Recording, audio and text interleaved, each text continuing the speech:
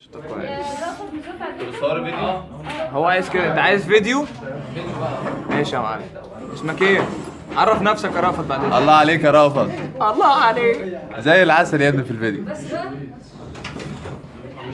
ايه؟ والله ما انا اصلا هو اللي اعتمدت عليه هو. is transmitted through a system with a transfer function h of omega. Find the power spectral density and the power mean square value of the output signal. Also calculate the power of the input signal.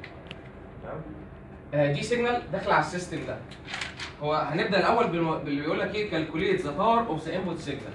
السيجنال دي ليها معادله محفوظه على طول دايما. هي بتقول لك g of t بتساوي نص افتح قوس واحد زائد ربع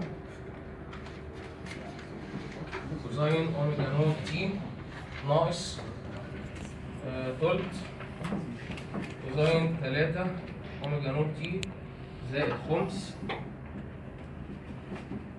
كوزين 5 اوميجا نوت تي ناقص.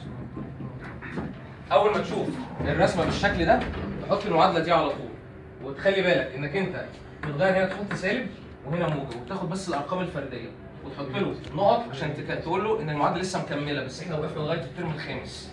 سليم؟ انا بعد كده عايز اعمل ايه؟ انا عايز اجيب الباور بتاعت السيجنال. انا دلوقتي عندي جي اوف تي. الدكتور دخل عندنا في السكشن قال مش هيبقى في المنطقه الرتبه كلها باظت.